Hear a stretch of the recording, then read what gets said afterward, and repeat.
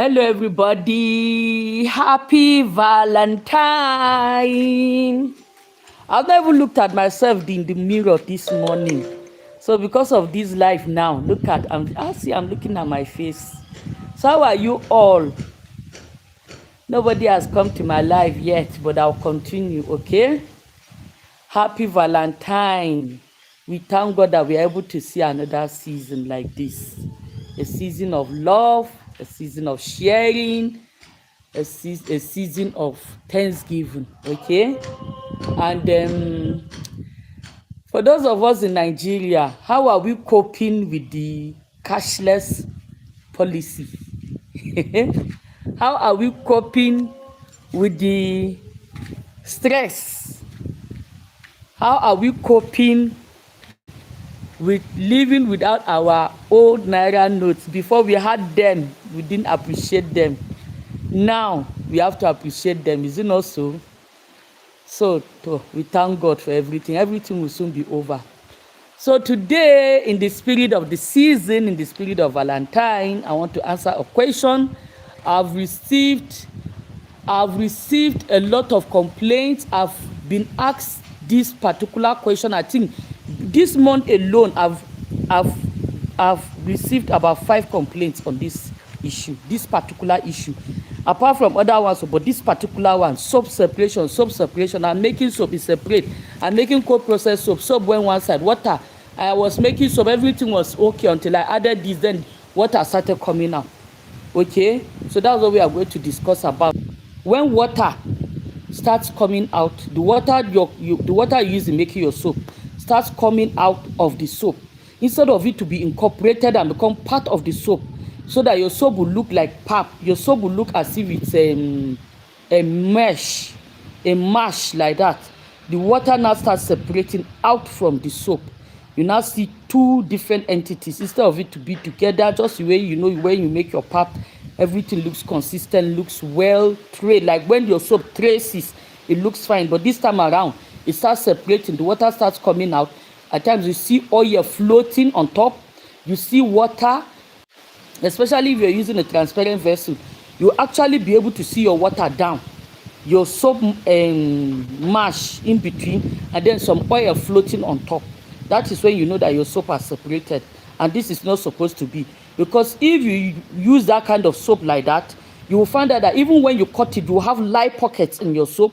You'll find out that even as you're cutting it, your hands, the lye will be eating up your soap. You'll find out that such soap would even be hard in places. It will look as if you mix salt and you didn't mix it well into the soap. You find that some places are very hard and look as if they are calcified.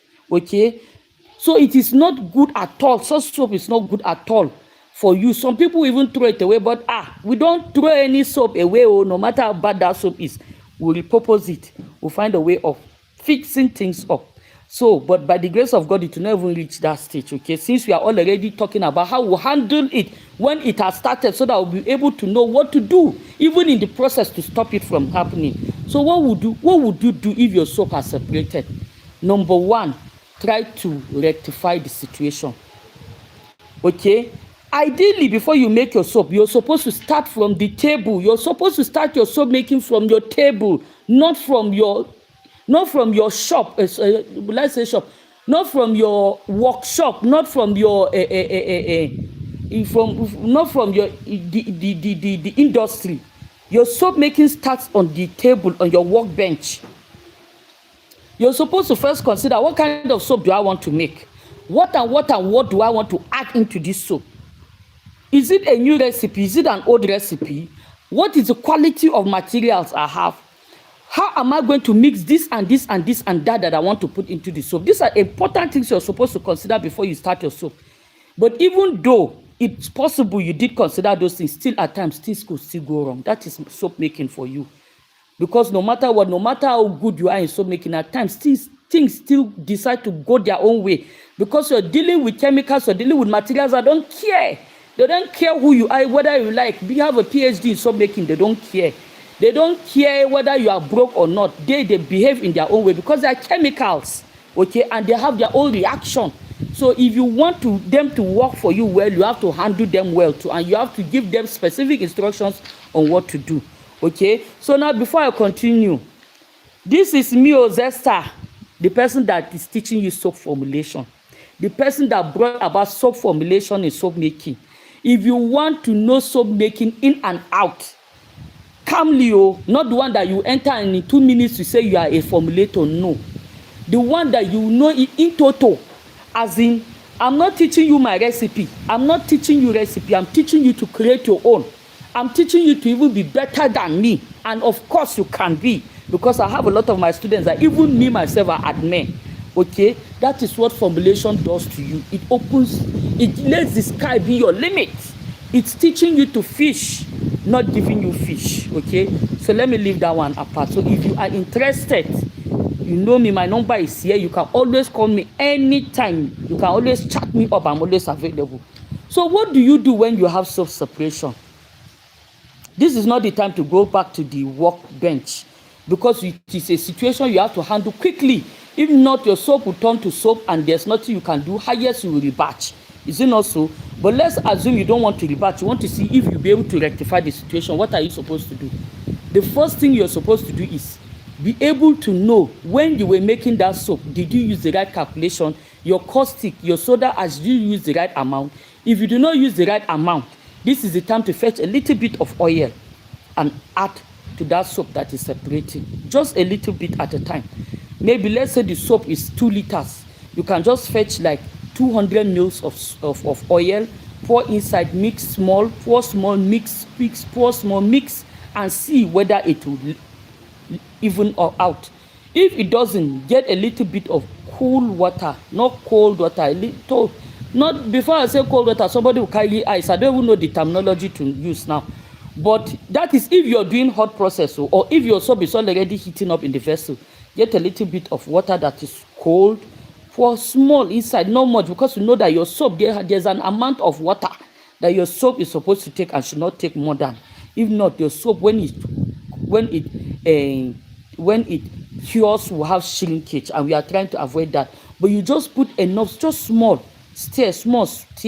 If you put, maybe if your soap is like 2 liters of oil and you have put like 200 mils of water, you see that it is not solving the problem, leave it, don't add again.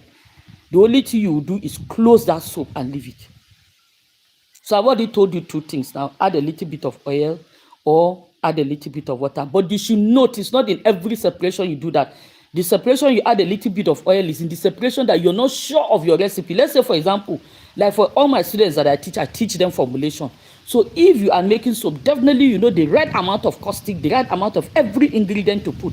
So if you did it that way and you're sure, then you know that that is not the problem.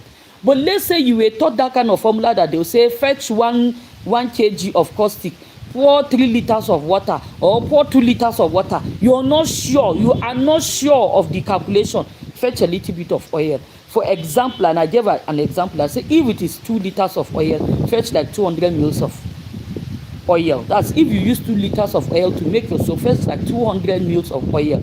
Pour small inside, mix, pour small inside, mix. If it does not work, and you see that your soap, let's say, is a bit hot, fetch a little bit of water, like 200 mils again, pour small, mix, pour small, mix. This is 2 solutions. Now the third one is, if you are sure of your calculation, you're sure of your oils, you just don't know what happened, and let's say especially you're doing hot process or semi-hot process, or even some cold process, what you will do is you mix it a little bit, cover it, leave it, but don't go far and don't leave it for long. If not, you might come back and meet your soap has already formed in your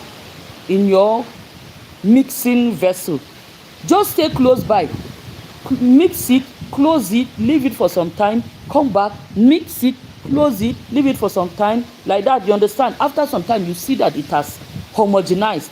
Immediately you see as if the thing is beginning to behave. No waste time. Pour am inside mold. You understand? Another thing you could do is, especially if your soap is a little bit light, get some calcium. Is there raw calcium? What I mean is, don't mix your calcium with water, okay? Get some calcium, sprinkle your calcium on top of the soap, mix it in. Don't put water in it, but be careful to mix it in so that you not have lumps in your soap. Those calcium lumps in your soap, You can do the same thing using kaolin.